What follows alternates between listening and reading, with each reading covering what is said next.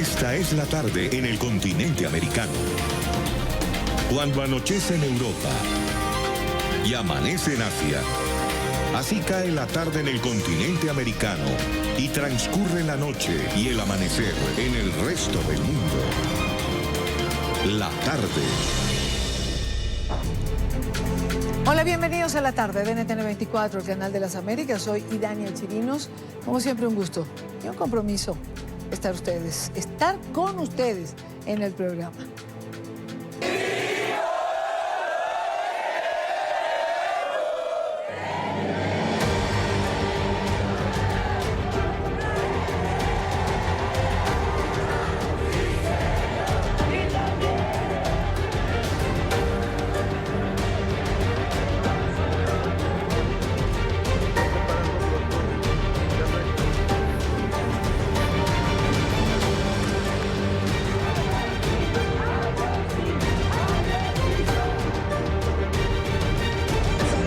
Lo que el gobierno está haciendo es hacer tiempo para que esto se olvide, pero nosotros como padres no podemos olvidar, nosotros continuaremos. La verdad me están matando también en vida. Pues no se puede vivir cuando te falta un hijo, los hemos sobrevivido.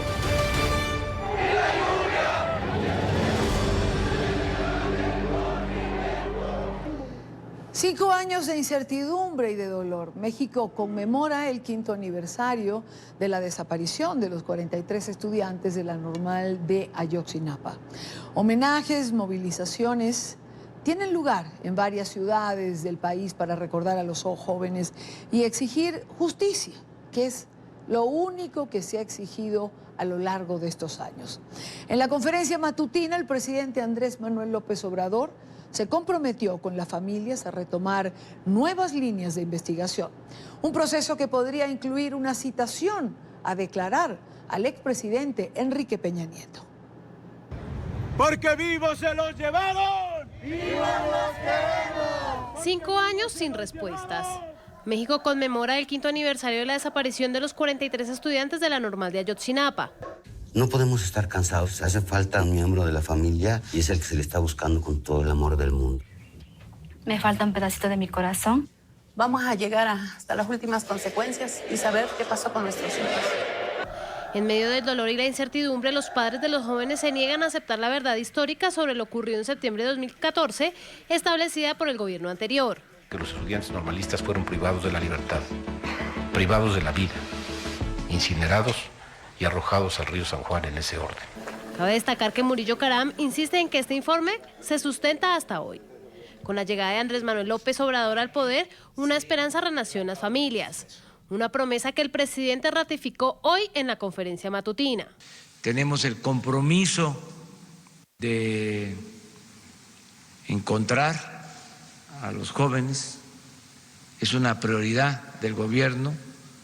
El mandatario mexicano, que lució una camiseta simbólica sobre Ayotzinapa, instó a quienes participaron en los hechos a colaborar en la nueva etapa de la investigación para garantizar verdad y justicia a las víctimas.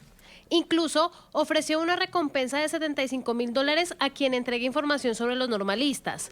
Durante la conferencia, el subsecretario de Derechos Humanos entregó un reporte de los avances del caso y afirmó que se concentrarán en el estudio de los restos ubicados en el basurero de Cocula. Dan indicios claros de que no hubo ningún estudiante salió de la entidad. Por supuesto, no descartamos ninguna otra línea de investigación, incluida el asunto de Cocula, que por supuesto para nosotros es muy importante cerrar. Por su parte, el fiscal asignado para el caso Ayotzinapa confirmó que todas las autoridades que estaban en función en septiembre de 2014 y que estuvieron relacionadas con la desaparición de los jóvenes serán llamadas a indagatoria, entre ellos el exprocurador general Jesús Murillo Caram. Todas las autoridades que en su momento tuvieron conocimiento y tenían una función en los días de los hechos serán llamados a rendir cuentas. En su momento la investigación, bajo los propios objetivos por los que se rige una investigación, pues es que vamos a dar cumplimiento y vamos a tomar todas y cada una de los indicios, de las pruebas que salgan de las declaraciones.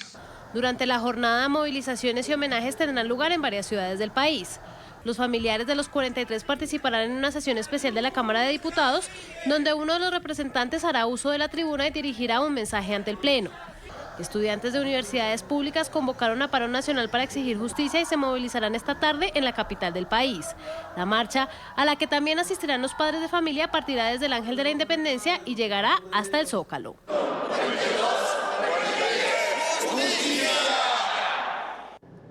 A esta hora nos acompaña Vidulfo Rosales, él es abogado de los padres de los normalistas. Abogado, bienvenido, buena tarde. Gracias a ustedes. 5 años después, el nuevo gobierno de López Obrador ofrece recompensa. Dice que comienzan a buscar nuevas pistas en otros lugares. Según ustedes, con la información que tienen, ¿cuál es la pista que puede llevar a esclarecer este caso 5 años después? Pues mira, existen varios datos, varios elementos que están llegando últimamente a raíz de que el presidente de la República, Andrés Manuel López Obrador, ha ofrecido garantías para aquellos que pues ofrezcan información, ha ofrecido incentivos para personas detenidas por los hechos del día 26 de septiembre del año 2014, haya empezado a fluir nueva información. Estas informaciones apuntan a que los estudiantes se pueden encontrar en algunos lugares aledaños a Iguala, hacia el sur de Iguala, rumbo a Chilpancingo, es decir, el lado contrario donde la administración anterior dijo habrían sido asesinados los estudiantes. Sí. De hecho, hoy la información en la conferencia de prensa es que los estudiantes nunca salieron de Guerrero y que están investigando 80 llamadas vinculadas al caso. ¿Ustedes ya tenían esa información? Sí, esa información la tenemos, se nos ha brindado la misma y sí, nos parece pues un trabajo importante que se está realizando. ¿O estamos en el camino correcto? ¿Es lo que tendría que hacerse? Yo creo que es en el camino correcto, porque justamente lo que queríamos es que se tomen en cuenta todas las líneas de investigación, ya que la administración anterior pues privilegió solamente una línea, que era la del basurero de Cocula, y hoy nos damos cuenta que esa investigación pues ha caído por irregularidades que se cometieron. Ahora, abogado, hay una reclasificación del delito por desaparición forzada. ¿De alguna manera las autoridades desvirtuaron las líneas de investigación para que no se conociera la verdad? Porque era una desaparición forzada. ¿O a qué atribuye que se haya buscado solo una línea de investigación en una zona de Iguala y que sea justo al lado opuesto donde pueda haber más pistas? Pues mira, yo creo que deliberadamente el gobierno anterior privilegió esa línea de investigación, primero porque era la más fácil, segundo porque pues muy probablemente se ocultaron otros indicios, ocultaron otros elementos. ¿Cómo cuáles, abogado? ¿De qué indicio hablamos? Pues como la responsabilidad de la Policía Federal, ¿verdad? Como la responsabilidad, como el hecho de que el operativo fue más grande y no se limitó solo a la Policía Municipal de Iguala, sino que hubo un concurso de autoridades estatales, incluso federales, que se vieron involucradas, incluyendo pues al Ejército Mexicano, ¿verdad? ¿Ustedes tienen pruebas, abogado, que permitan señalar que el Ejército, la Policía Federal, tienen vínculos con el crimen organizado?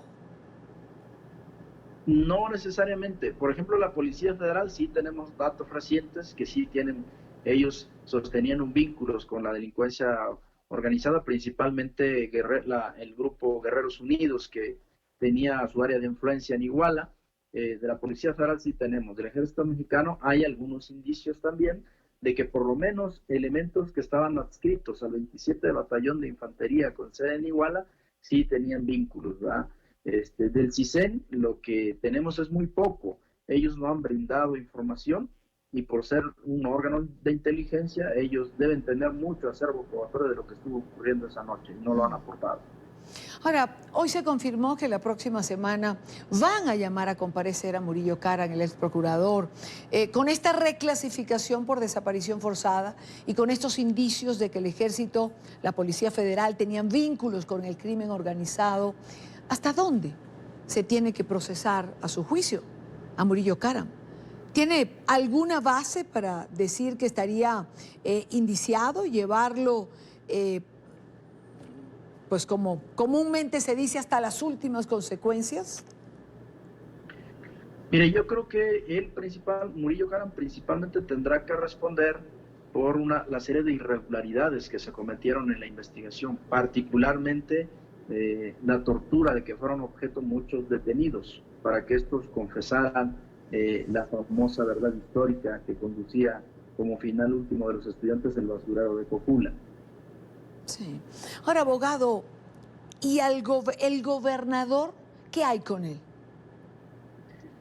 Sí, mira, el gobernador Ángel Aguirre Rivero es responsable en grado de omisión, en virtud de que desde muy temprana hora del día 26 de septiembre, él tuvo información en tiempo real de lo que estaba ocurriendo y omitió mandar pues un operativo para prevenir razonablemente lo que estaba ocurriendo. Él refiere que mandó gente, pero los recursos que mandó fueron muy nimios para la envergadura de la agresión de los agentes que estaban agrediendo a los estudiantes. No fue posible revertir, ¿verdad? Entonces, la pregunta es esa, ¿verdad? ¿Por qué no mandó los recursos que tenía a su disposición como gobernador, 2, 3 batallones en la ciudad de Chilpancingo del Ejército Mexicano, destacamentos de policías estatales, ministeriales, y no pudieron desplegarse a Iguala, a tan solo 1 hora de Chilpancingo? Nos parece una situación extraña,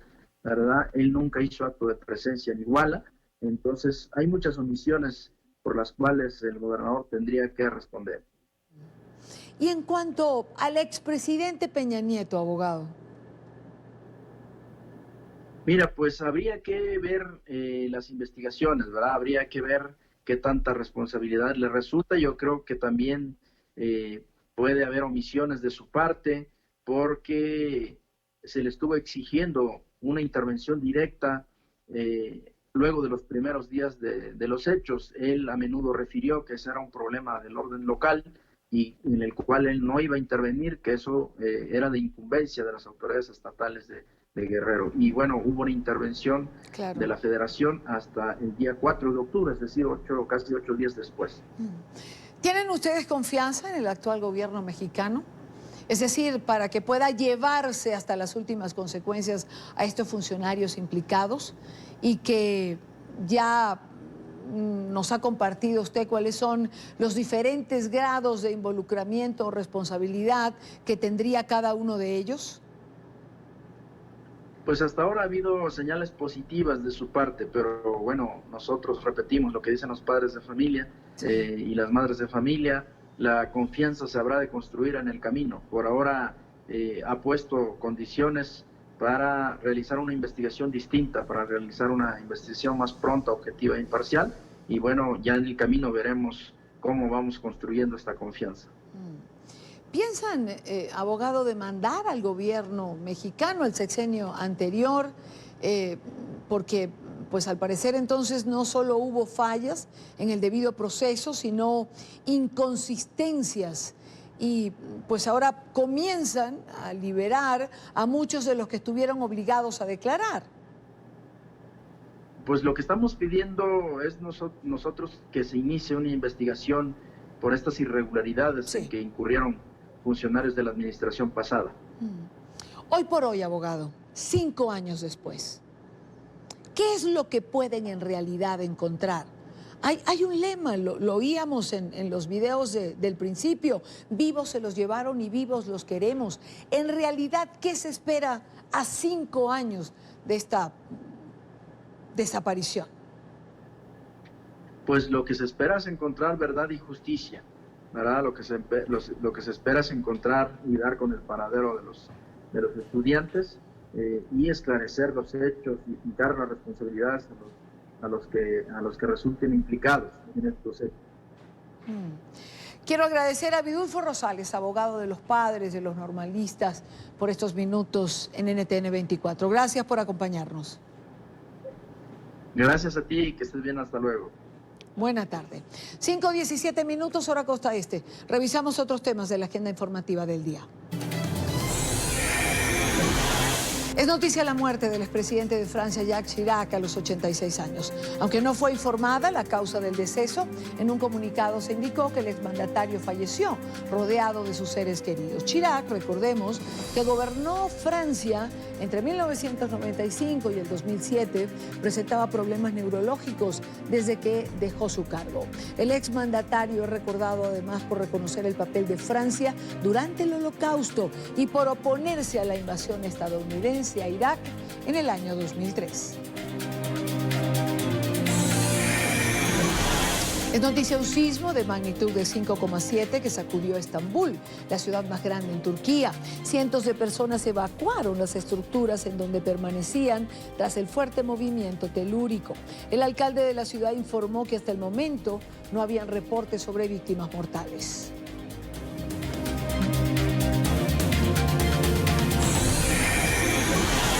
Es noticia el censo a migrantes venezolanos que se inicia hoy en el Ecuador. El proceso de registro es el paso previo para que cada ciudadano venezolano acceda a la visa humanitaria, exigida para el tránsito legal por el territorio. El proceso estará dividido en dos partes, un registro por internet y otro presencial.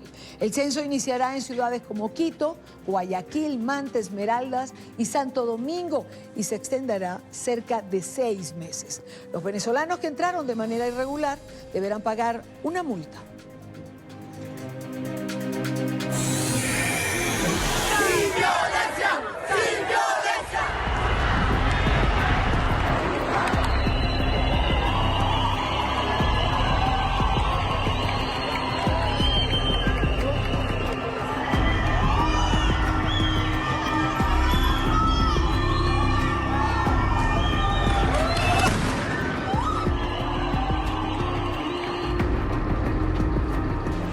¡Para salir porque es para todos! ¿Se saben cómo es?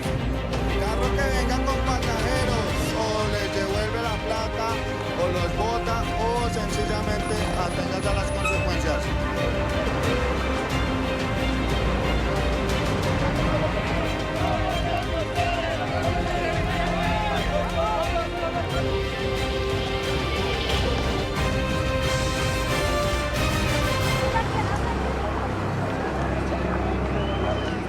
Es noticia la situación de violencia registrada en la ciudad de Bogotá. El día de ayer, hoy hay disturbios también. Hoy el director de la Policía Nacional confirmó que la explosión que se registró ayer dentro de un campus universitario fue producto de manipulación de sustancias para elaborar explosivos. Este delicado hecho dejó 5 personas heridas. Las clases fueron suspendidas hasta el día de mañana, pero en las vías aledañas a la Universidad Pedagógica la situación también fue caótica. Los videos que hemos visto reflejan vandalismo de encapuchados que atacaron un bus del sistema público de transporte de la capital de Colombia. Le pedí a Jairo Libreros, nuestro analista permanente, que nos acompañara en la tarde de hoy. Jairo, bienvenido. Y Dania, buenas tardes. Buenas tardes.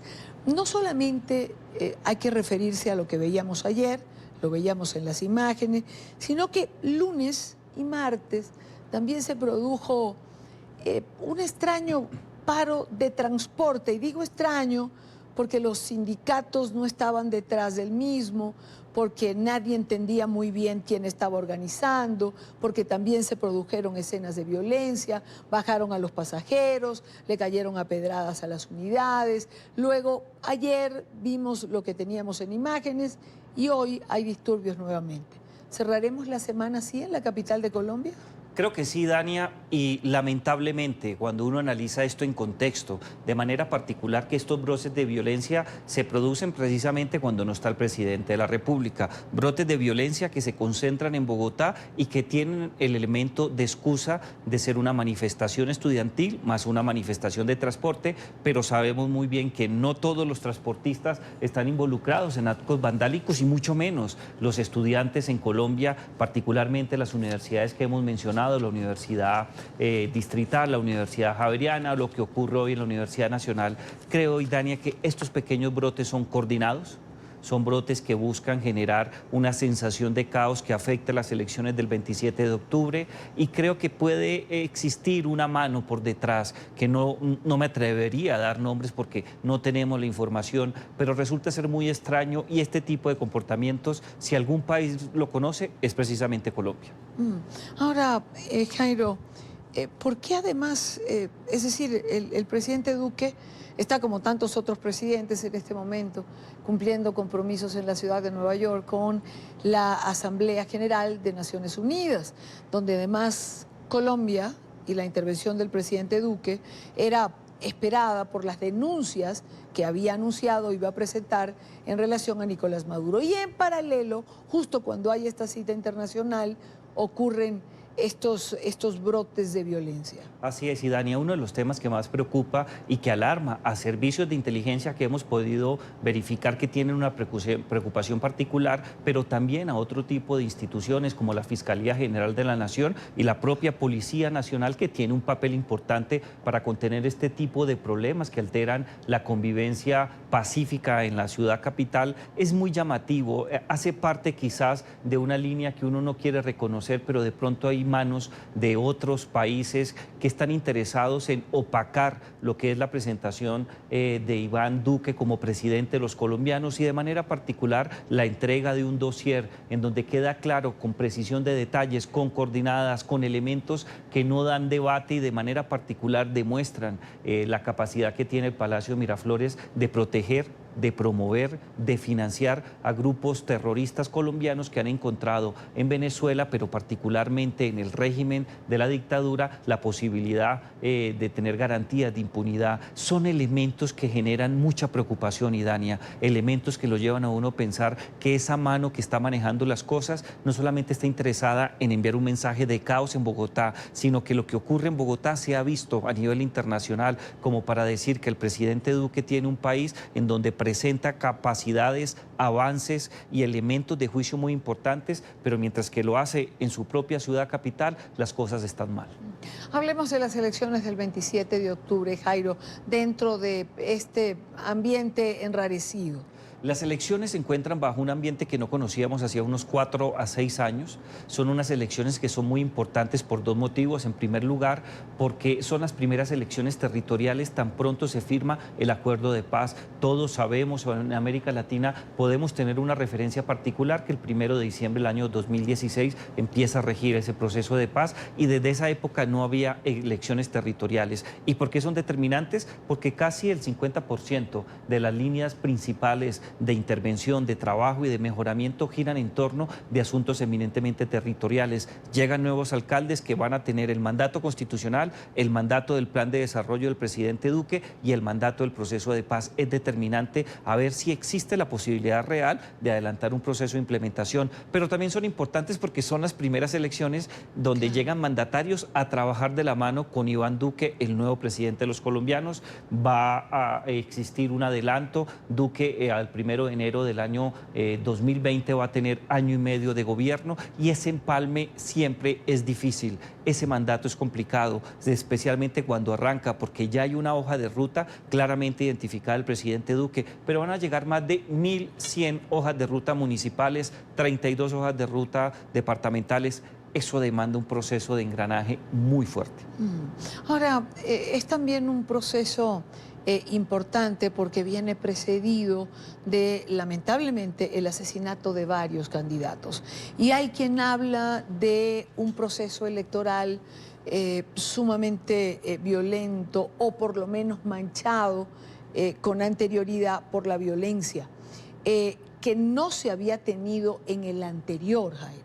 En el 2015 no hubo este tipo de problemas. El 2015 tuvo particularidades que vale la pena resaltar. Es la época de menor violencia política con efectos electorales. En segundo lugar, la persecución, las amenazas y los homicidios de los candidatos, pues las cifras son mínimas y si se compara con años anteriores, la diferencia es inmensa y además se respiraba un ambiente de confrontación política que no es ajeno a cualquier democracia liberal, pero sí existía la posibilidad de llegar a suscribir el año siguiente el proceso de paz, por lo menos con las FARC, y ya adelantaban negociaciones con el ELN. Se respiraba un ambiente que quizás en medio de la polarización política buscaba generar mejores condiciones para los colombianos. Pero hoy día, Idania, la situación es difícil. Hay una cantidad de líderes políticos, más de 40 que perdieron la vida en este certamen. Hay no menos de 500 amenazas que padecen diferentes candidatos de todos los partidos políticos, no solamente los partidos de oposición, sino partidos del gobierno. Hemos tenido la oportunidad, lo cual es muy sintomático de la muerte de un candidato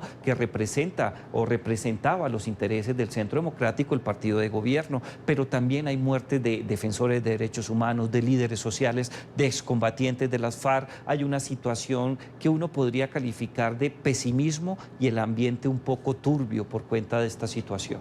Jairo, si yo te pregunto qué se busca, ¿qué hay detrás de esto? Yo creo que hay dos cosas detrás de esto. Hay un interés de un sector radical del país que busca demostrar que Colombia no está en capacidad de implementar el proceso de paz, y para ese sector, muy relacionado con los actos de nuevamente alzarse en armas, busca demostrar que el gobierno no cumplió y el gobierno realmente está cumpliendo con su parte. También busca demostrar que la administración actual, la administración del presidente Iván Duque, no está en capacidad de sacar adelante no solamente las políticas públicas, sino un mandato que le permita solucionar las necesidades básicas y los problemas más apremiantes de un país, lo cual tampoco es cierto. Creo que se busca enturbiar, y si le sumamos el tema con Venezuela, que está completamente arrinconada a la dictadura, que no tiene posibilidades de manejo, pero que sí está interesado en afectar a Colombia para demostrar que las acusaciones de este gobierno no son ciertas, yo creo que estamos en un sándwich muy complicado. Es un cóctel que en cualquier momento puede explotar, lamentablemente, para los intereses de Colombia, pero también para los intereses de los miles de venezolanos que en estos momentos padecen una crisis humanitaria por cuenta de la dictadura. Jairo Libreros, analista permanente de NTN 24. No parece fácil los días por venir. Días, además, difíciles, días electorales y días también, y con esto termino, donde de alguna manera también hay tensión en torno a las amenazas de la disidencia de las FARC, claro, o de los reincidentes, para decirlo de otra manera, porque alguna demostración de fuerza tendrán que dar. Sin duda, Idania. Es lo que se usa en circunstancias como estas. Hace parte de la experiencia que se adquirió en los últimos años, pero también hay mucha preocupación en diversos sectores. Se piensa que en cualquier momento estos reincidentes, que son el ala extrema, el ala terrorista, el ala narcotraficante de lo que conocimos hace muchos años o hasta hace 2 años y medio como las FARC, ese grupo poderoso que estaba dispuesto a llevarse a medio país, que no lo logró afortunadamente, pero esos integrantes son los más peligrosos. Y si buscan esas alianzas con el ELN, y recordemos que el 23 de enero de este año el ELN puso una bomba en la escuela de cadetes de la Policía Nacional. Más de 20 cadetes perdieron la vida de manera miserable por cuenta de esta acción terrorista. Hay sectores en Bogotá, pero también en el país, en América Latina, claro, que ven con mucha preocupación que estos reincidentes más el ELN estén interesados en demostrar que todavía tienen capacidad de fuego, de afectar, y eso perturba el ambiente político y la percepción de seguridad. Gracias a Jairo Libreros por estar con nosotros. Es un gusto, Idania. Gracias a ustedes que nos han acompañado esta primera parte, pero que se van a quedar acompañándonos en lo que falta de programa, porque tenemos muchísimo más en la tarde de hoy. Hacemos una pausa. Al regreso, venimos con la llamada del informante en los Estados Unidos que ha colocado al presidente Trump en esta solicitud de investigación para un juicio político que están haciendo los demócratas. Steven Donahue nos acompaña en la próxima parte, porque también quiero preguntarle sobre la repercusión de la decisión de Estados Unidos de enviar tropas a Arabia Saudí. Ya venimos con más en la tarde de hoy. Un caso sin precedentes. Son las declaraciones del director de Inteligencia Nacional, quien testificó ante el Comité de Inteligencia de la Cámara de Representantes de los Estados Unidos. Lo hace tras la apertura de una investigación por la llamada telefónica en la que el presidente Donald Trump habría presionado a su homólogo ucraniano para que investigara a la familia de su rival político, el precandidato demócrata Joe Biden. Joseph Maguire explicó que el informante que denunció dicha llamada acusó a la Casa Blanca de intentar ocultar el contenido. Noticia en desarrollo en Washington con nuestra periodista Emiliana Molina.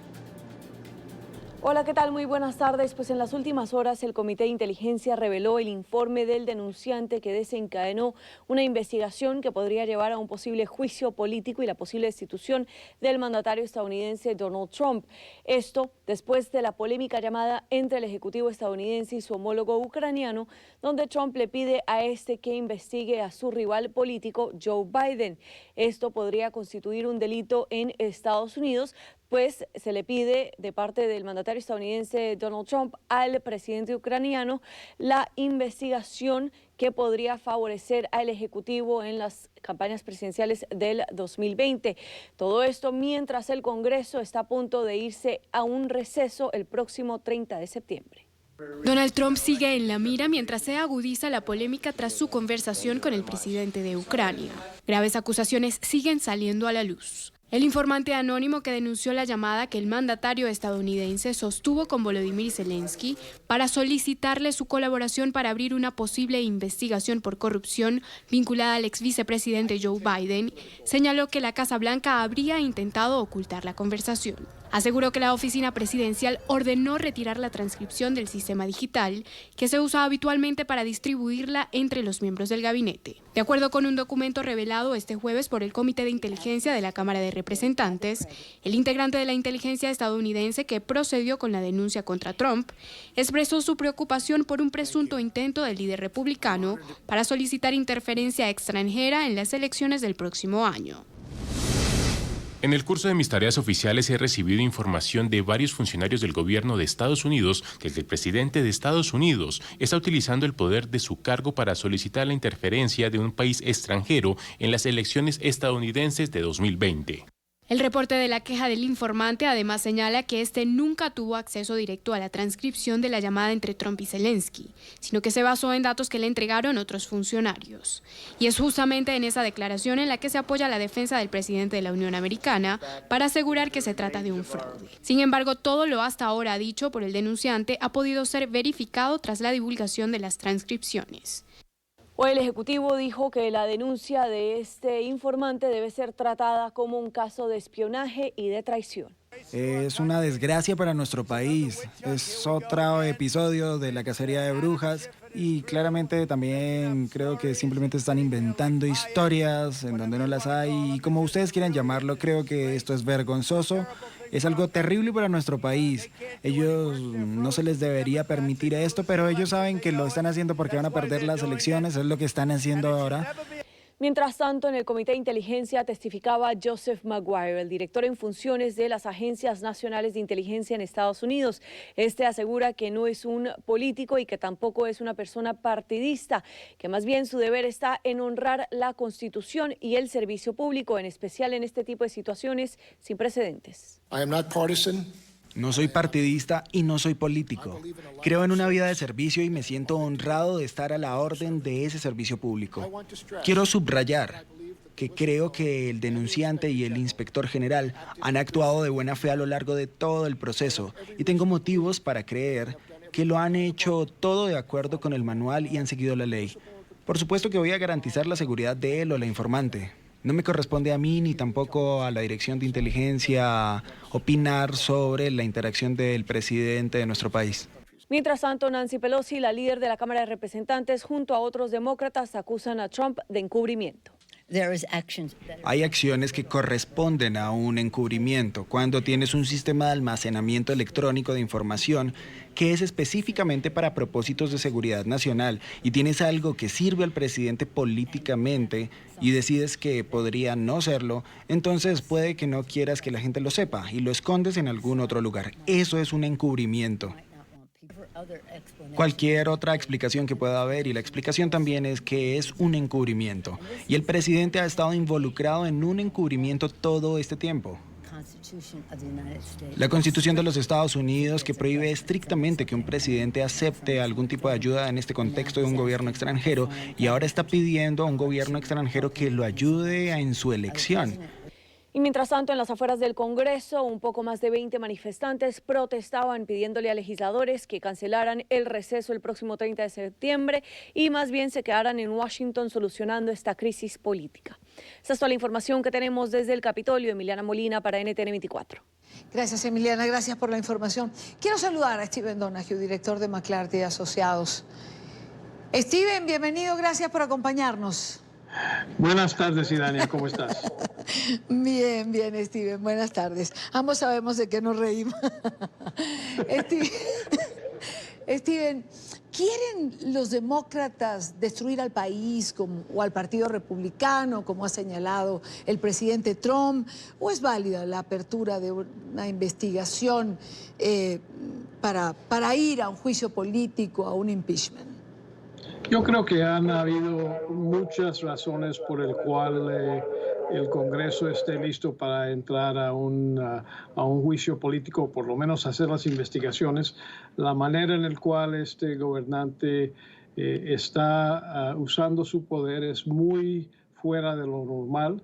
Eso no significa que es ilegal, pero eso es lo que hay que investigar. Cuando hay un cambio tan radical en la manera en la cual se opera las palancas del poder en los Estados Unidos, pues causa una inquietud que por lo menos vale la pena entender bien e investigar. Y esto lo último que hemos visto esta semana es otro caso en el cual hay la apariencia de que el presidente está usando el poder para propósitos que no son oficiales, que son personales, son políticos partidarios, y por eso vale la pena que se haga una investigación clara para poder definir si o no estamos en una situación de ilegalidad por parte del presidente para decidir si debe haber un juicio político. Esto, Steven, se ha dicho en distintas oportunidades, es decir, lo acabas de señalar, no es el primer caso. Pero al final es tan difícil de demostrar porque el presidente cree, pues si algo lo caracteriza es que él puede usar el poder como él crea conveniente porque está convencido de que es lo correcto. No, y parte de eso es el hecho de que él nunca ha estado en el gobierno, en un puesto, un cargo político o un cargo profesional como miembro del gobierno antes, y puede ser que solamente no entiende qué cosas son apropiados y qué no en un cargo como el que tiene ahora.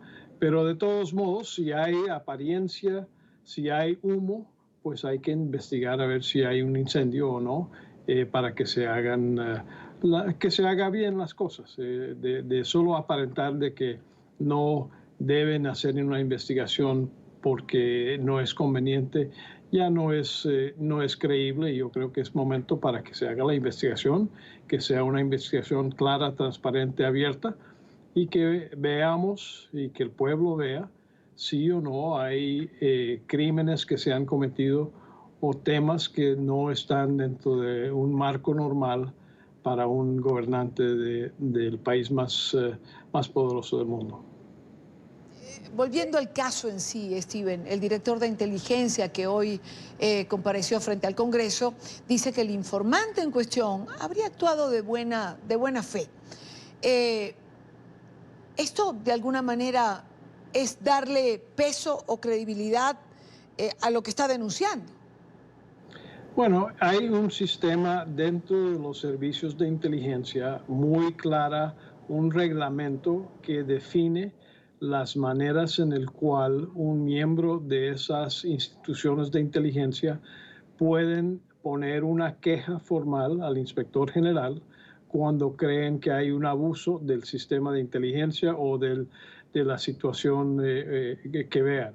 Entonces, lo que vimos es que algún miembro del sistema de inteligencia recabó información y tuvo contacto con otros miembros que les indicaron de algo que era fuera de serie, que potencialmente era un crimen, y esa persona se lo escribió en una carta muy bien preparada bajo el sistema reglamentario de la función de inteligencia para que denunciar esta situación.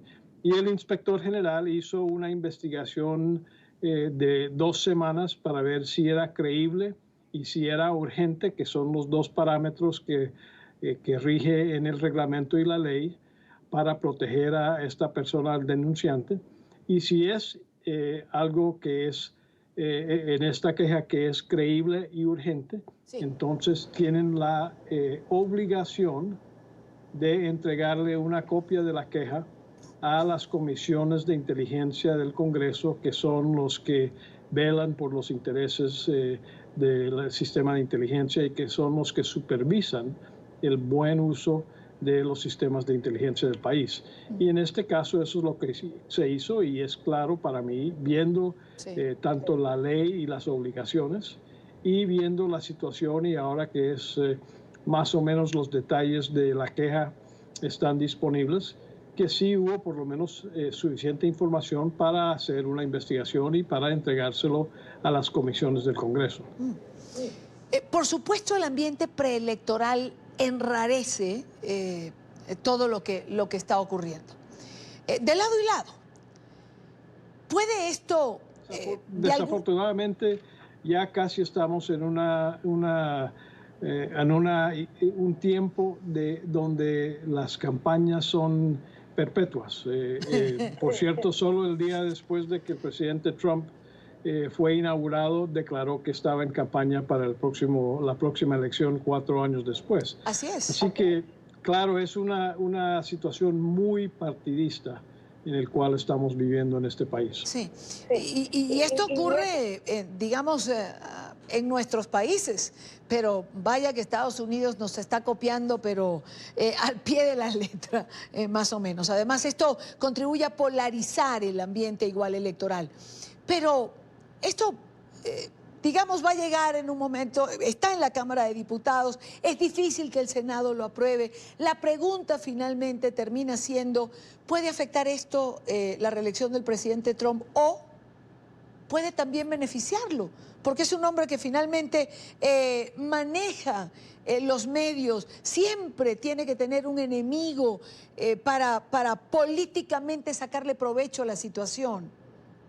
Sí, así no es claro quién es el ganador al fin y al cabo de esta situación, pero yo creo que es importante que los miembros de la Cámara Baja, que tienen la potestad de ser los que investigan y proponen en un caso, si es que debe haber un juicio político, al Senado, donde tienen que llevar a cabo el juicio contra la persona que está dentro del juicio político, pues ellos tienen que hacer su trabajo y hacer una investigación transparente, no partidaria, para poder entregarle, si es que encuentran suficiente evidencia, para entregarle al Senado la evidencia que tienen y los cargos que conlleva este juicio. Claro. Y después el Senado hará lo que hará, claro, y ahí veremos cuáles son las circunstancias en ese día para ver si a quién le conviene y a quién no. En el pasado, ninguno de esos juicios políticos, solo han habido 4 en la historia del país, y en 2 de ellas hubo renuncias antes de que se llegaran, y en los otros 2 casos el Senado no aprobó el juicio político y el presidente siguió en su cargo. Pero en otros, como el señor Nixon, renunció después de que vio que ya no tenía el apoyo de su propio partido, ya que los detalles de la investigación se revelaron. Sí, y en este caso, bueno, como dices, los canales institucionales, finalmente preservar la institucionalidad creo que es lo que está en este momento sobre la mesa. Steven, no te quiero despedir sin preguntarte en relación a la decisión de Estados Unidos de enviar tropas a Arabia Saudita. Es una situación muy particular porque la situación en Arabia Saudita no solo afecta a ese país, sino afecta a toda la región y también afecta a la economía mundial por el flujo de petróleo tan fuerte que pasa por el estrecho de Hormuz ahí al lado. Entonces, creo que lo que los Estados Unidos está haciendo es no mandando tropas de combate, pero sí mandando tropas que pueden apoyar con los sistemas de defensa aérea, con los sistemas de inteligencia, para poder mejor evitar que haya otro golpe como lo que vimos hace 2 semanas en una de las petroleras más importantes del mundo. Sí. Steven Donoghue, gracias por acompañarnos. Steven, buena tarde para ti. A su orden, Irandia. Hasta luego. Son las 5:53 minutos de la tarde en la costa este de los Estados Unidos. Disculpen la risa, pero tiene que ver con algún comentario que hacíamos Steven y yo previo a la entrevista. Y a propósito de la llamada que lleva a los demócratas a iniciar un proceso de juicio político con fines de destitución, se pronunció el secretario de Estados Unidos, Mike Pompeo. Lo hizo en una actividad en Nueva York, donde avanza la Asamblea General de las Naciones Unidas. Alejandro Rincón tiene el informe. Alejandro.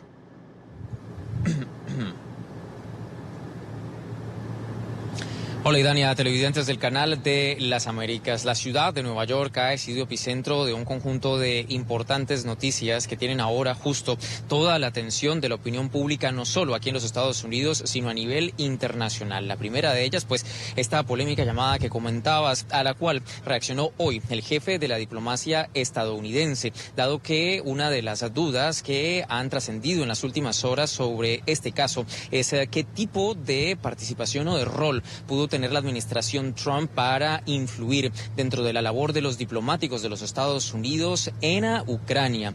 En este asunto en particular, durante una rueda de prensa, el secretario de Estado Mike Pompeo defendió no solo la actuación de su liderazgo frente al Departamento de Estado, sino de los propios funcionarios a cargo de esta institución. En términos muy concretos, él negó que el Departamento de Estado tuviera algún tipo de participación dentro de este esquema. En los siguientes términos se refirió Mike Pompeo a esta controversia noticia en los Estados Unidos.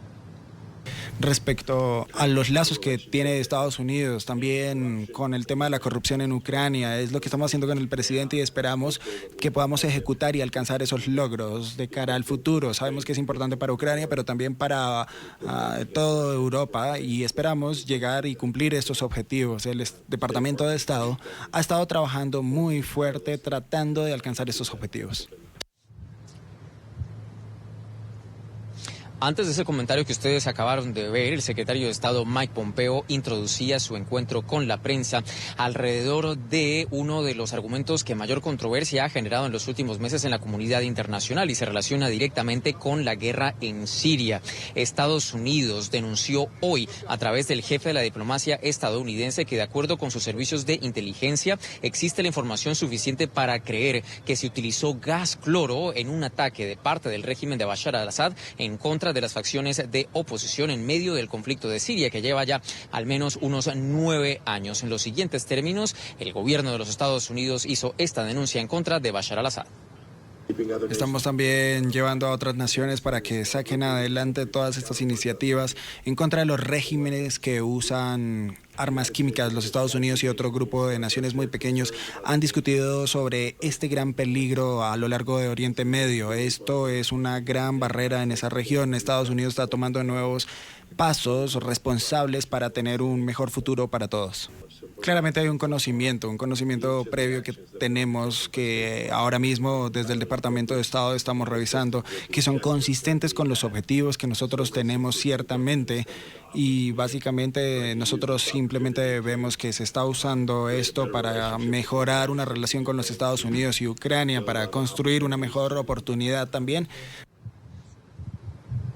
De regreso aquí en la sede general de la Organización de Naciones Unidas, la Asamblea del Organismo Internacional ha continuado con los discursos de varios líderes del mundo. América Latina en el transcurso de hoy estuvo representada por Nayib Bukele, presidente de El Salvador, quien entregó su primer discurso ante la plenaria del organismo internacional. Generó y llamó la atención no solo al tomarse una selfie en el momento cuando ingresó a el recinto a entregar su discurso, pero también hizo un fuerte llamado de atención sobre Naciones Unidas. Consideró que este organismo no funciona para nada. A continuación, más de las declaraciones entregadas por el presidente de los salvadoreños hoy. ¿Por qué no enviamos un video de 15 minutos cada uno, una plataforma online de la Asamblea General, para que cada uno de los representantes de todos los países los pueda ver on demand,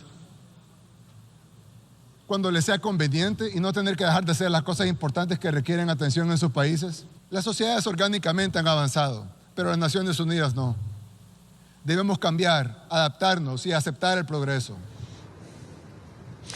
Por el momento los dejo con un dato de algo que esperábamos para el transcurso de hoy. Estaba agendada la intervención de Venezuela, que al menos por ahora se cree que estaría a cargo de la vicepresidenta Delcy Rodríguez. Sin embargo, a último momento, esta declaración ante Naciones Unidas se modificó y se prevé que tenga lugar en el transcurso del viernes. Es todo lo que tenemos para ustedes por ahora. Y Dania, continúen con más en la tarde. Gracias, Alejandro, por la información. Y en Miami, el polizón cubano que llegó escondido en el compartimiento de equipaje de un avión salió del centro de detención Crown en el que permanecía tras haber recibido la aprobación de su asilo político. Hablamos con él y nos contó su historia. Paola Serna tiene el informe. Paola. Hola, ¿qué tal? Muy buenas tardes. Logramos hablar con este joven Junier García, 26 años, quien arriesgó su vida el pasado mes de agosto para llegar en la parte de carga de un vuelo desde La Habana, Cuba, hasta el Aeropuerto Internacional de Miami. Él logró obtener el asilo político y prácticamente de forma inmediata la libertad del centro de detención de Crom, donde se había mantenido durante todos estos días. Nos contó cuáles fueron las motivaciones por las cuales decidió arriesgar la vida de esta manera y también le envió un mensaje a los cubanos que se encuentran desesperados por salir de la isla. En la bodega de equipaje, donde vienen las maletas, en la bodega delantera del avión, ahí fue donde viajé hacia acá, me escondí ahí y me sentí mal, muy oscuro, un poco oxígeno y imagínense cómo se puede sentir uno así cuando se arrancaba ahí. ¿Frío? ¿Cómo sí, hacía un poco de frío y tenía la incertidumbre si podía sobrevivir o no. No sabía si iba a sobrevivir. La situación en Cuba que creo que es la que viven todos los cubanos hoy en día. En Cuba todo el que piense diferente, todo el que se oponga al gobierno, el que trate de pensar por sí solo, va a ser reprimido. Si pienso con la cabeza, yo les diría que tratasen de hacer una migración segura, pero yo creo que sería un poco hipócrita de mi parte cuando yo tomé esta decisión tan grande y yo más que nadie también he vivido adentro y sé cómo funciona eso y las cosas las cuales te llevan a tomar esta decisión, ¿me entiendes? Por eso yo los entiendo más que nadie.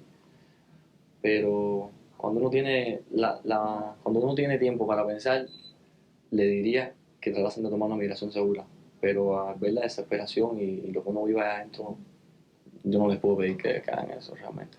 El abogado Willie Allen, quien representó a Junier García, manifestó que el testimonio de García fue fundamental para que el juez decidiera otorgarle el asilo político.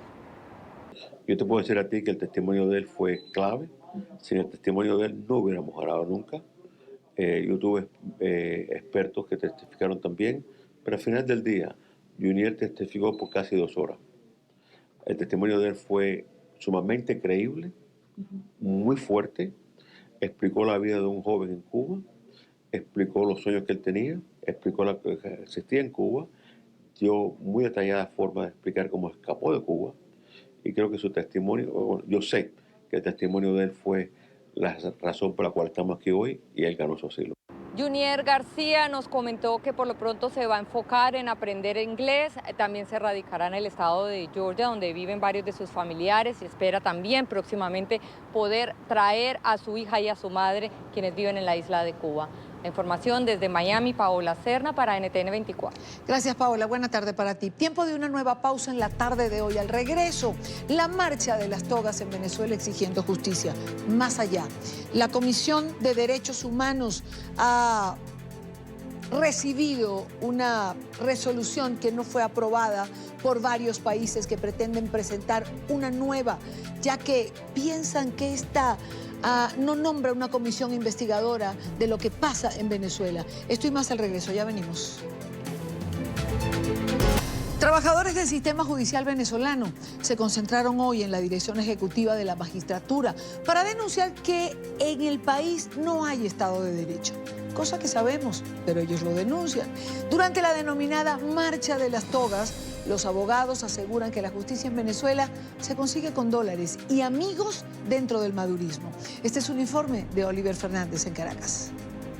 Jueces y abogados impartieron justicia, esta vez desde las calles. Condenaron la distorsión del Estado de Derecho que se vive en Venezuela. Una dictadura igualita a la cubana. A un Aun cuando la justicia debe ser gratuita, en Venezuela tiene un precio y se paga con dólares. Hay una justicia que es de color rojo y es color verde por los dólares. Lo que se exige es dólares para poder administrar justicia en este país y nosotros no podemos seguirlo aceptando. Por eso es que levantamos nuestra voz con el Sindicato de Trabajadores Tribunalicios, los abogados en ejercicio, exfiscales, fiscales, defensores públicos, todo el sistema de justicia, porque es necesario decirle al país, decirle que nosotros no estamos conformes con lo que está pasando. Según la doctora Ivette Lugo, hay jueces que tienen precio, al igual que sus decisiones. Yo no te voy a decir una cantidad en específica, pero tienen que pagar, porque si no pagan para el traslado, lamentablemente se quedan allá y nunca pueden venir a los tribunales. Si no pagan para una decisión, y lo más grave de todo lo que se está viendo y que es la denuncia que hace el abogado en ejercicio,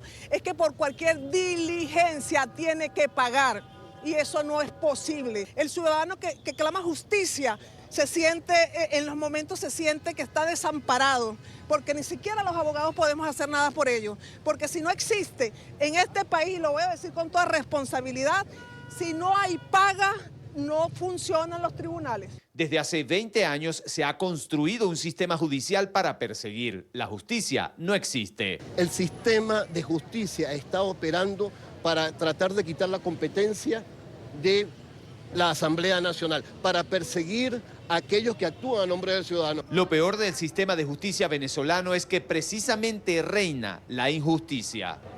Lo peor que nos hemos encontrado es la injusticia y el retardo procesal.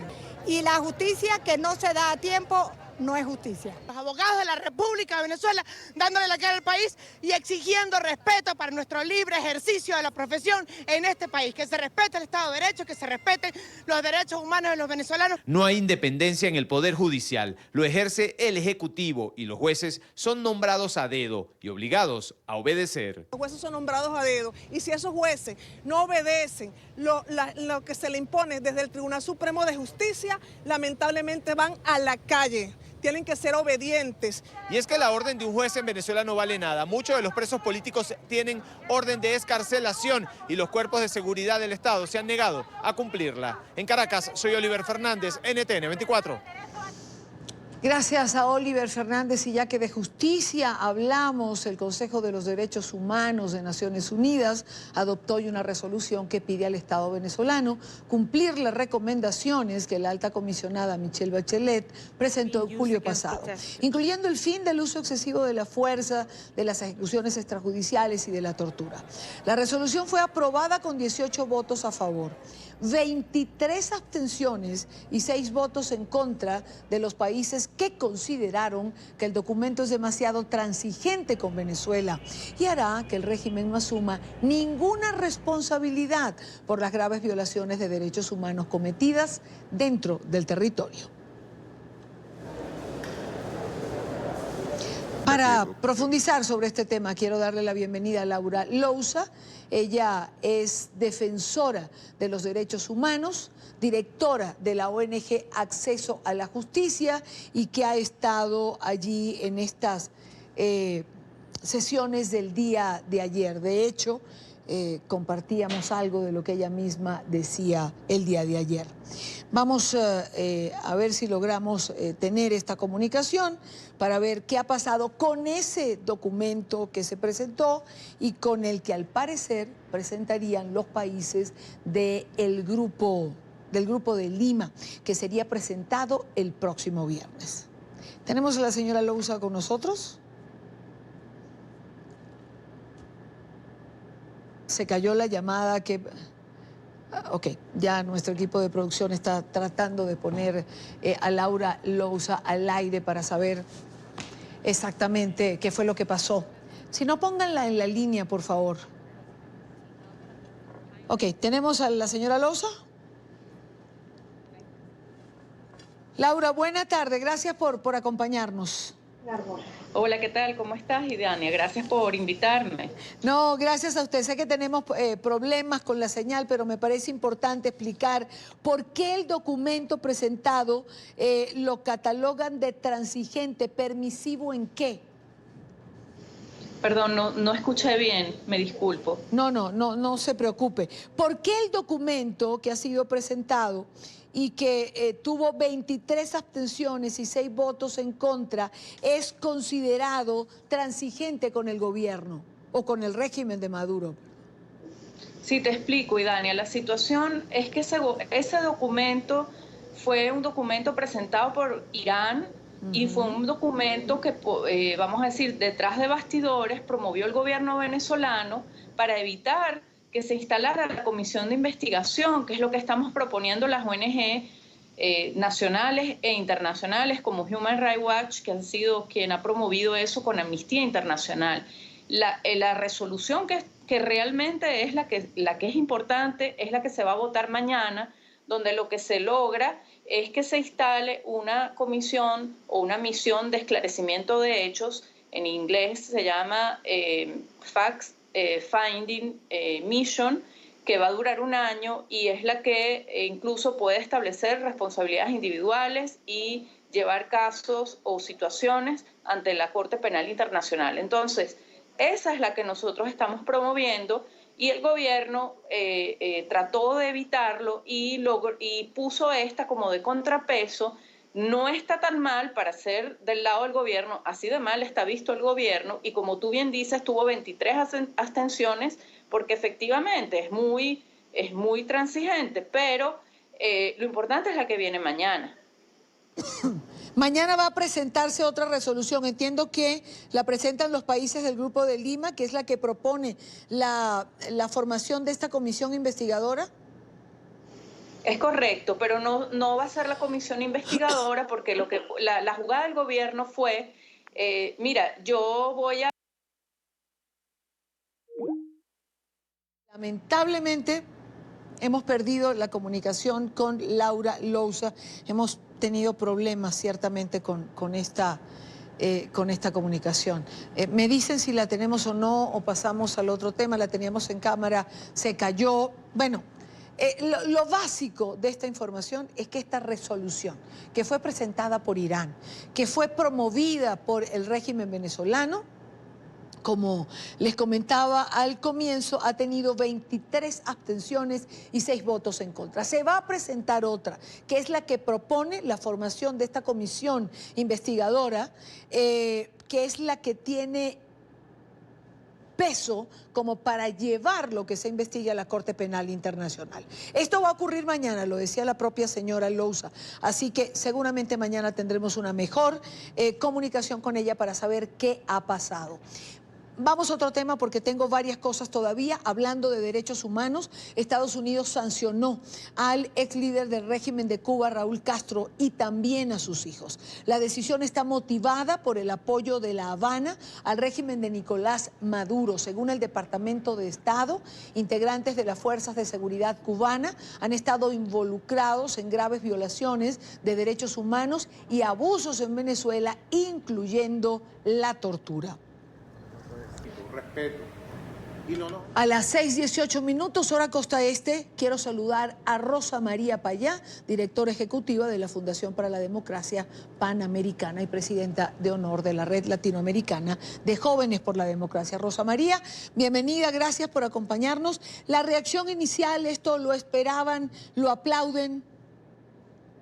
Muchas gracias por invitarme, Idania. Definitivamente es un paso muy importante en la dirección de tomar acción para terminar con la impunidad del régimen y desde la oposición cubana, también desde la ciudadanía cubana, no tenemos más que agradecer toda acción que vaya en esa dirección porque es también una acción en la dirección de apoyar al pueblo cubano, en la dirección de reconocer el sufrimiento del pueblo cubano que en estos momentos atraviesa por una de las crisis más grandes de estos 60 años. Una resolución como esta, ¿qué mensaje le envía a quienes son los violadores de derechos humanos en Cuba? Es mirarle a los ojos a los dictadores cubanos, a las personas que han estado detrás de la infiltración en América Latina, detrás de la desestabilización y la crisis venezolana y que continúan manteniendo sometido a ese país, las personas que tienen más de 100 prisioneros políticos en este momento en las cárceles cubanas, con miles de detenciones arbitrarias todos los días, con abusos policiales, con todos los violaciones a los derechos humanos que sabemos y que van en aumento en medio de la crisis financiera que tiene en este momento la dictadura, y decirles, se les terminó la impunidad. Se les terminó la impunidad para desestabilizar la región, se les terminó la impunidad para seguir drenando los recursos del pueblo venezolano y participando y coordinando la represión en ese país, y sobre todo se les terminó la impunidad con la que las Américas en general ha tolerado a la dictadura cubana por los últimos 60 años. Yo creo que es un paso muy importante en medio del escenario regional y hemisférico que estamos viviendo, y en un momento en que es ya evidente y claro para todo el mundo que resolver el problema de la región en términos de defender la democracia en toda la región pasa por terminar también con la dictadura cubana. Te recordaba mucho el día de ayer, Rosa María, cuando escuchaba a varios líderes latinoamericanos y al propio presidente Trump hablar de Cuba, porque recuerdo nuestro último encuentro en Medellín, cuando la reunión de la OEA, en que precisamente mencionabas esto, y siempre has hecho hincapié en señalar que detrás de los problemas que hay en Venezuela, detrás de los problemas que hay en Nicaragua, está Cuba, y que si no se soluciona o no se pone un coto a los dictadores cubanos, lo demás va a seguir igual. Exactamente, y ha sido muy bueno, yo creo que ha sido muy bueno para nuestra región escuchar al canciller del gobierno legítimo venezolano, a Julio Borges, decir que el verdadero, que el régimen cubano es el verdadero gobierno dictatorial en Venezuela. Pedir que no solamente los Estados Unidos, sino todos los países de la región, especialmente las democracias de la región, sean coherentes con su apoyo a la democracia en Venezuela y también actúen para frenar la dictadura cubana, no solamente por ayudar al pueblo cubano, no solamente por terminar con el sufrimiento en nuestro país, en la isla de Cuba, sino también por salvar a nuestra región y eliminar esa amenaza que no solamente ha acabado con la democracia venezolana, sino que está totalmente involucrada en todas las actividades o en las actividades más importantes a nivel criminal en la región, desde el narcotráfico hasta el tráfico de armas, pasando por el tráfico de personas, como escuchamos también en Naciones Unidas, donde se hacía hincapié el día de hoy. Se hacía un evento precisamente para exponer al régimen cubano como traficante de seres humanos, y también por las condiciones de trabajo esclavo a las que somete a los médicos cubanos en misión en el extranjero. En el caso de Venezuela, Rosa María, las sanciones es algo que les preocupa. Es decir, en toda negociación que se plantee, diálogo, conversación, como querramos llamarlo, el régimen solo insiste en algo: levantamiento de las sanciones. ¿Crees que en el caso de Cuba es igual? Que es igual, le dan la misma importancia, que les complica la vida, que eso realmente es una medida efectiva? Desde luego les complica la vida, es decir, no es la única medida. Estamos hablando de que una dictadura totalitaria, un grupo de generales que lleva 60 años en el poder y que corresponde también, o que constituye también, una organización criminal, por supuesto, que la única sanción no es la designación de algunos de ellos, como ha sido el caso, como prohibiéndoles la entrada a los Estados Unidos. Esperamos que estas medidas también sean expandidas a todos los que sabemos forman parte activa desde la cúpula del poder en Cuba, en la represión en la isla y en el resto de la región. Sí les preocupa, y Dane, sobre todo este tipo de medidas que en el caso de Cuba por primera vez va directamente a mencionar por nombre a los represores, al señor Raúl Castro como uno de los criminales que mantiene sometido al pueblo cubano y también al pueblo venezolano. Esto les preocupa mucho, sobre todo en un ambiente en el que como el que se está viviendo en la isla, donde los cubanos están cada vez más descontentos, están cada vez reclamando más un cambio, y ese régimen honestamente está también cada vez más vulnerable, por tanto es muy peligroso, por tanto se puede poner aún más represivo, y la manera de frenar la impunidad con la que ejercen la represión es precisamente tomando acción desde la comunidad internacional. Pues en el caso venezolano empezaron igual, recordemos, por un par de funcionarios y esa lista se fue ampliando hasta tener una bien nutrida el día de hoy, que tiene sanciones no solo de Estados Unidos, sino también de Canadá, de muchos otros países. Esperemos que en el caso de Cuba sea igual. Rosa María, gracias como siempre por estos minutos. Muchas gracias, un gusto estar con ustedes. Igual, muy buena tarde para ti. Y en otro orden de ideas, como una nueva provocación al hemisferio occidental, calificó la líder venezolana María Corina Machado la visita de Nicolás Maduro a Rusia. Aseguró que aunque no habrá más préstamos de dinero, este apoyo retrasa la salida del régimen del poder, pues con personal militar sostiene a las mafias. Este es un informe en Caracas de Luis Alejandro Laya. Los criminales se están organizando y además se han quitado todas las máscaras. Según la líder venezolana María Corina Machado, Nicolás Maduro pretende preparar el terreno para legitimar nuevos negocios oscuros con Rusia y otros países. Esto lo haría a través de una nueva arremetida en contra de la Asamblea Nacional. Tomar por asalto a la Asamblea Nacional, utilizando todos los mecanismos. La fuerza, el miedo, el chantaje, el atropello legal del ilegítimo TSJ. Explicó que el viaje a Rusia lo que intentó es mantener el apoyo militar que pretende sostener a las mafias del régimen en el poder, esto para poder continuar haciendo transacciones irregulares. Posterga lo que es inevitable, que es una ruptura, una salida de este sistema criminal. Cuando a ti te pasean los militares rusos a plena luz del día, eso es para que se vea. Eso es para decir aquí estamos, eso es una provocación. También rechazó un posible diálogo que estarían proponiendo Rusia y otros países como Corea del Norte y al que algunos sectores que se denominan de oposición estarían planeando participar. Nosotros no vamos a aceptar que nos digan que la transición se convierte en una transacción donde se mantienen las mafias en el poder y es muy peligroso y muy dañino. Cuando 16 votos a favor del TIAR tienen lugar, que algunos ya estén hablando de nuevos diálogos, pues están hablando de nuevos diálogos. Y no me refiero al de la Casa Amarilla. Además señaló que en su reciente gira por el occidente del país pudo constatar las denuncias de Iván Duque sobre la presencia de grupos irregulares en Venezuela, incluso controlando poblaciones enteras. Hay ciudades y pueblos que están totalmente tomadas por la guerrilla, el ELN y la FARC, que ya están unidas. Ocurren masacres en territorio venezolano y nadie se entera. El Bolívar no existe.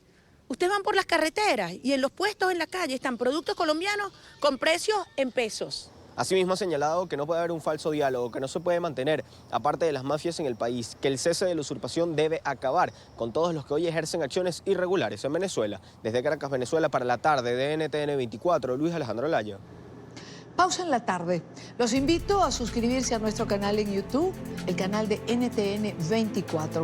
Todo el contenido multimedia, nuestras entrevistas, reportajes y sobre todo la señal en vivo de nuestro canal.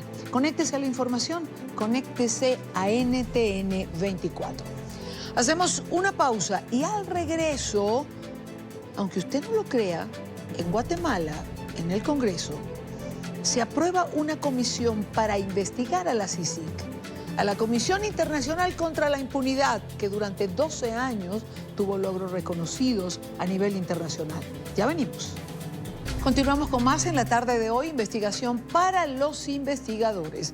Así avanza en Guatemala un proyecto legislativo que busca indagar sobre presuntos ilícitos cometidos por la Comisión Internacional contra la Impunidad, la CICIG, durante sus 12 años de operaciones en el país.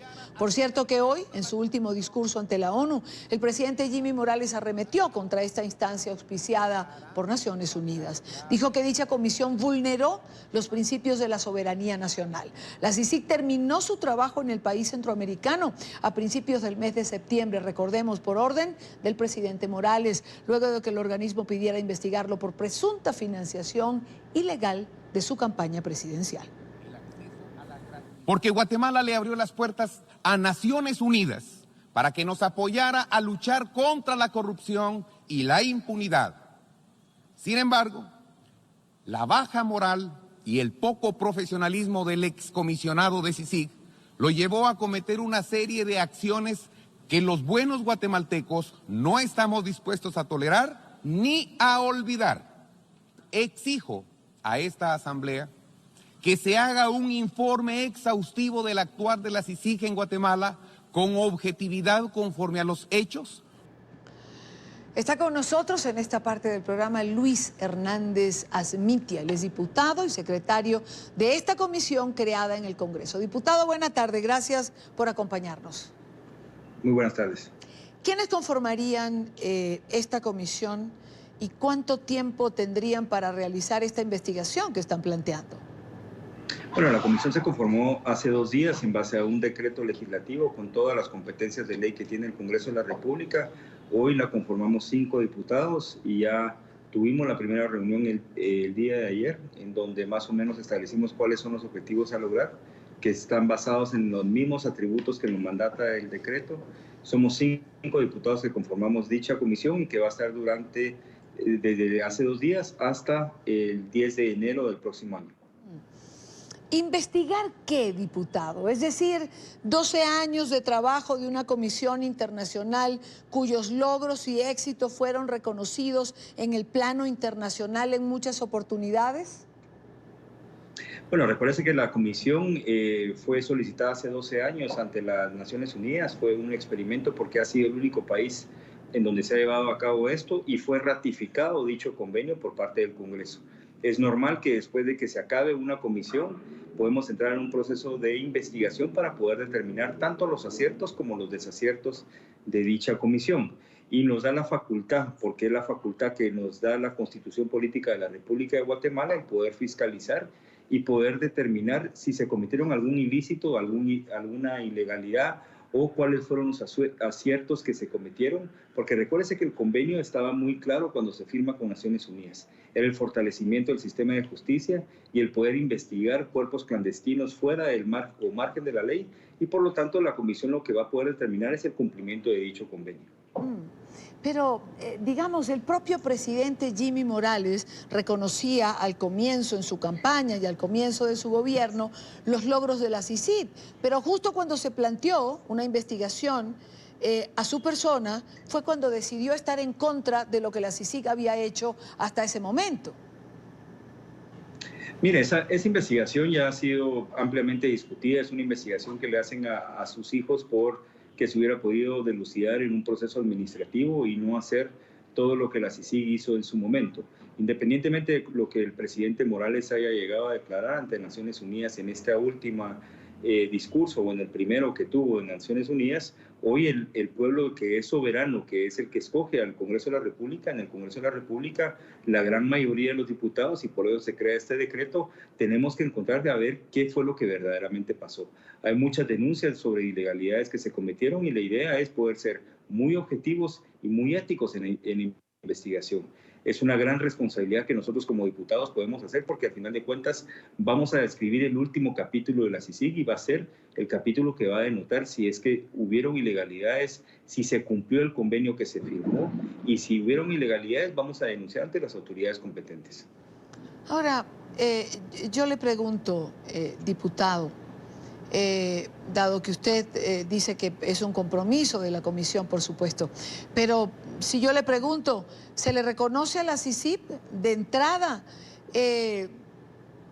algún beneficio en el trabajo que hizo para Guatemala contra la impunidad y en la lucha que llevó y sostuvo contra la corrupción? Es decir, esto ha sido reconocido dentro y fuera de Guatemala. Definitivamente hay un antes y un después de la Comisión Internacional contra la Impunidad. Es importante también para la audiencia entender de que cuando se firma dicho acuerdo era por un periodo de 2 años. El objetivo del acuerdo era la transferencia de capacidades o el fortalecimiento del sistema de justicia. Estos 2 años se fueron ampliando una y otra vez hasta llegar a los 12 años. El objetivo inicial no era pues denotar la corrupción, claro. Todos los funcionarios que trabajamos en el país debemos de buscar la limpieza de la corrupción. Se le reconoce que hubieron varios logros, pero también hubieron varios desaciertos, y eso es precisamente lo que tenemos que determinar en esta comisión. ¿Y de qué desaciertos hablamos? Por lo menos los que le llevan a iniciar la investigación. Mire, Dania, yo no sé qué tan al tanto están ustedes de lo que pasó acá, pero hubieron personas que murieron en prisión preventiva, gente que ni siquiera fue escuchada en un juicio, gente que estuvo privada de libertad por más de 3 años y murieron en la cárcel. O sea, hubieron aciertos, definitivamente lo hubieron, pero hubieron también muchas ilegalidades que se cometieron. ¿Cuántas? Eso es lo que vamos a ver dentro de la comisión.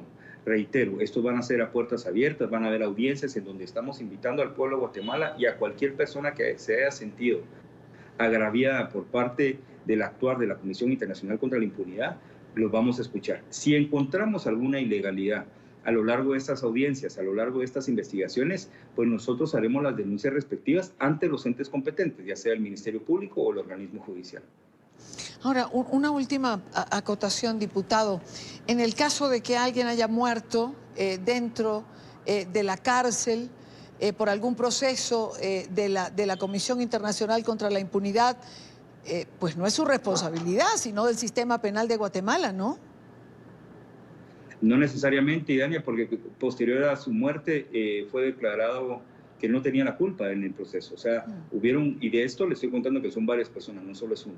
Entonces, no es ahorita de marcar ese único hecho, es la idea de la comisión y está muy claro en el decreto que la da, donde nos dan las atribuciones como comisionados, es poder determinar objetivamente qué hizo y qué aciertos tuvo la Comisión Internacional contra la Impunidad en Guatemala, qué desaciertos tuvo la Comisión Internacional contra la Impunidad en Guatemala y si verdaderamente cumplió ese convenio que firmó Guatemala con Naciones Unidas. ¿Hay un tiempo determinado para presentar este informe, diputado? Para el 10 de enero del próximo año. Quiero agradecer a Luis Hernández Asmiti, él es diputado y secretario de la comisión que se ha creado en el Congreso de Guatemala para iniciar esta investigación en contra de la CICIC, la Comisión Internacional contra la Impunidad que actuó durante 12 años en ese país centroamericano. Gracias por atendernos, muy buena tarde. Muchísimas gracias y feliz tarde a todos. Igualmente. Una comisión cuyos logros, repito, quiero hacerlo antes de irnos al corte, fue y ha sido reconocida dentro y fuera de Guatemala. Por cierto, aplaudida por los guatemaltecos.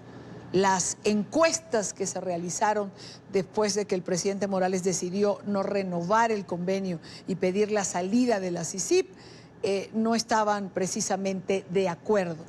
Los guatemaltecos agradecen a esta comisión su lucha contra la impunidad y el haber puesto sobre la mesa y haber expuesto públicamente las redes de corrupción que se tejió desde el poder, precisamente redes de corrupción.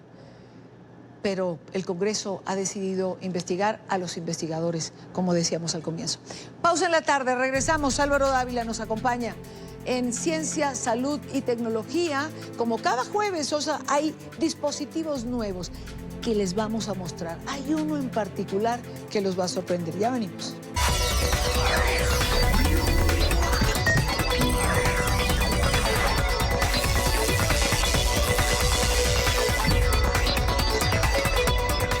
Álvaro Dávila está con nosotros hoy jueves, día de Ciencia, Salud y Tecnología. Hoy vamos a mezclar varias de estas cosas. Se ha convertido esta en una sección divertida. Aunque ustedes no lo crean, tenemos público en el estudio cuando viene Alvarito con todos sus aparatos que pone sobre la mesa para hablar de las aplicaciones y de las novedades. Nos quedamos la semana pasada con algo particular. Álvaro, bienvenido. Muchas gracias, Dania, por la invitación y muchas gracias por permitirme estar acá para hablar de tecnología como siempre. La semana pasada nos quedamos en el cuaderno que complementa el iPad para aquellos que les gusta escribir y no precisamente escribir con el teclado de la computadora. Sí, precisamente es un folio, como tú lo dices, un folio, un cuaderno inteligente, se llama Bamboo Spark, es este. Y tú lo ves y tú dirías es un forro normal, pero no. Tiene toda la tecnología para que tú puedas sincronizarlo con tu dispositivo móvil, que puede ser un teléfono, puede ser un tablet, en este caso un iPad, a través de una aplicación que se llama Inkspace. ¿Qué haces? Tú puedes escribir a mano, sigues mezclando, teniendo tu mundo análogo, tomas tus notas normales, en un blog de notas normal, este es un blog de notas tal cual como tú lo puedes conseguir en cualquier librería o en cualquier fotocopiadora. ¿Y qué haces? Lo sincronizas, el folio con el iPad, escribes a mano y con un solo botoncito, voy a poner acá para que vean, con este botoncito que hay acá, yo lo presiono y todo ese contenido que tú escribes de forma análoga va a pasar a tu tablet o a tu dispositivo. Okay. Ahora, ¿qué hay de interesante en esto? Tú dirías, bueno, pero pasó, pero yo voy a poder modificar o no ese texto. Pues la respuesta es sí. Tú lo puedes exportar después y lo puedes exportar como si fuera un PDF para que nadie lo pueda manipular, pero también como texto para tú manipularlo. O en llegado caso, lo que tú quieras es dibujar, porque hay gente que le gusta también dibujar, lo puedes exportar como dibujo para que lo trabajes en otras plataformas como dibujo. Okay. Entonces yo creo que es una muy buena herramienta y realmente pues es un complemento para este tipo de dispositivos que todavía se siguen utilizando, que son muy fuertes y que realmente pues enriquecen la productividad de los usuarios. Bueno, y al que le gusta escribir lo hace, ¿no? Estábamos viendo en imagen, en esta sección me van a tener que permitir que yo me mueva y entonces vaya donde Álvaro y entonces podamos escribir los dos y ver cómo es que funciona la historia. Pero es un complemento, muestra el cuaderno de nuevo. Mira, es esto. Ya, usted escribe y lo que usted escriba lo va a ver reflejado y en este lado, en el iPad. Simplemente él tiene un huequito y tú pones tu tablet. Claro. Entonces tiene las dos posiciones. Claro, hay a quien le gusta escribir a mano, ¿no? Yo reconozco que me gustaba mucho hacerlo, pero evidentemente la tecnología nos ha dejado atrás en eso. Aunque si ustedes se dan cuenta, yo siempre tengo un bolígrafo en la mano y siempre estoy escribiendo a lo largo del programa. Álvaro, se está celebrando la Semana Internacional de la Sordera. Sí. Y Álvaro trajo un dispositivo que mezcla la tecnología con la ciencia, es decir, a favor de quienes pueden tener alguna dificultad para hacer de alguna manera la vida mejor. Sí, mira, es este dispositivo, yo no sé si la cámara lo puede enfocar, igual están también en las imágenes. Tú lo vas a ver y es un audífono, tal cual como si fuera los típicos audífonos que utilizan las personas que tienen discapacidad auditiva, ¿cierto? Ok. Pero la realidad es que este pequeño dispositivo tiene mucha tecnología. Tiene inteligencia artificial, tiene inteligencia artificial, le va a permitir a las personas identificar las caídas si llegado el caso tiene un accidente y reportársela a los usuarios o en este caso a los familiares.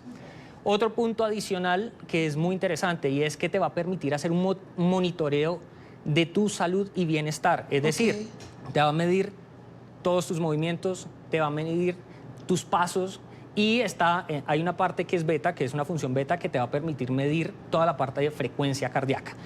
Eso tú lo has visto ¿en qué? En los relojes inteligentes, ¿cierto? Exactamente, Ahora lo vamos a empezar a ver en este tipo de dispositivos. Ahora, ¿qué más tiene? Hay algo importante. Para las personas que les gusta escuchar música, funciona como si fueran unos audífonos de música. Y adicionalmente a eso, te va a permitir hacer traducción de frases cortas en más de 27 o en 27 aproximadamente idiomas. Entonces, cuando tú ves esto y te dicen todo esto, tú dices, bueno, realmente es un muy buen dispositivo y realmente le va a ayudar a las personas. ¿Y lo conectas a? Lo conectas, ya iba para allá, lo conectas a tu dispositivo móvil a través de una aplicación que se llama Tribe. Esa aplicación es la que hace toda la magia y te permite una sincronización totalmente con el audífono y ella es la que te va a empezar a monitorear todo lo que está pasando en el dispositivo. Pero eso no es todo.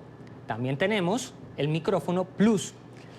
Esto se sincroniza con este dispositivo y tú se lo puedes poner, por ejemplo, acá en esta conversación que tenemos. Claro. Yo te lo pongo a ti, me pongo mi micrófono y tu audio me va a llegar directamente a mi oído, sin necesidad de que tú tengas que gritar ni nada. Simplemente funciona como si estuviéramos como este micrófono que tenemos acá en televisión, igualito. Entonces, realmente es un dispositivo que sí le va a enriquecer a la persona la parte de salud.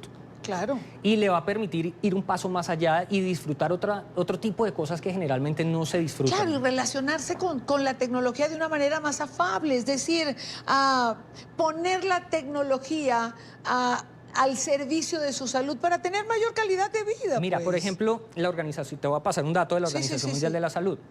Según la Organización Mundial de la Salud, hay 466 millones de personas que padecen pérdida auditiva. Y de esos 466 millones, hay 34 millones que son niños. Entonces, cuando tú miras esos porcentuales, tú dices, un dispositivo de estos vale la pena. Claro. Ahora, el valor, el precio, siempre va a tener un valor, un precio, ¿cierto? Sí, pero claro, realmente yo siempre digo que la parte de salud y bienestar no tiene un valor. O sea, si a ti esto te va a dar un beneficio y está propio... está en el mercado internacional. Sí, Muéstralo, internacionalmente hablando, lo voy a mostrar de nuevo. nuevamente. Es esto. Claro, es que es muy pequeño además. Es muy pequeño. ¿Qué niño, por ejemplo, ya que mencionaste que son 34 millones de niños, creo que dijiste, no quiere tener su dispositivo móvil y no quiere tener escuchar mejor. sus audífonos, claro, Piensa... y quiere escuchar música y quiere no sentirse diferente a los demás? Y ahora, eso si es tú lo que miras, permite eso. el tamaño también importa. O sea, es un dispositivo que tú pasa desapercibido, tú no lo ves. O sea, realmente uno se lo pone, yo estuve... Obviamente, pues yo no tengo pérdida auditiva, pero yo me lo estuve probando para ver qué tal se sentía y qué tal se escuchaba realmente, y la sensación es muy chévere, o sea, realmente pasa desapercibido. Sí, y ese tienes la calidad como si tuvieses tus dos audífonos puestos. Claro, no, piensa, obviamente tiene la calidad, piensa que yo tengo acá uno, pero él viene con sus dos audífonos, Exacto, izquierdo y claro, derecho. Ok. Entonces, el sonido que vas a tener, un sonido total, o sea, es como... estuviéramos hablando acá, te va a llegar por los dos lados en 360. Claro, o sea, realmente es un muy buen dispositivo enfocado en salud. Siempre traemos 3 o 4 cosas porque pensamos que vamos a tener tiempo para hablar de todo, pero fíjate, danos el titular, la semana que viene explicamos qué es de ese otro aparato que está sobre la mesa. Claro, bueno, la semana que viene les explicamos cómo funciona, pero le damos el titular de una vez. Este, que lo estoy mostrando acá, es una especie de control, se le dice gamepad, que convierte los dispositivos móviles, nuestros teléfonos o incluso nuestras tablets, en una consola portátil. Entonces tú puedes descargar tus juegos, ya sea en Android, ya sea en iOS, y los puedes jugar como si tuvieras un control en la mano. Entonces tienes joysticks, tienes gatillos, tienes todo para poder tener una mejor experiencia. Ahora, ¿cómo lo hace? ¿Cómo funciona? ¿Cómo se adapta? Se lo decimos el próximo jueves en Ciencia, Salud y Tecnología con Álvaro Dávila, que estará con nosotros. Como siempre, gracias, Álvaro. A ti, Dania, muchas gracias por la invitación. Y gracias a ustedes por acompañarnos siempre, por estar allí y por estar con nosotros cada tarde para revisar la agenda informativa, revisar y analizar la agenda informativa del día. Recuerden conectarse con nosotros a través de nuestras plataformas Twitter, Instagram, nuestro canal en YouTube o nuestra página web. Conéctese a la información, conéctese siempre a NTN 24. Muy buena tarde para todos. Les espero mañana a la misma hora.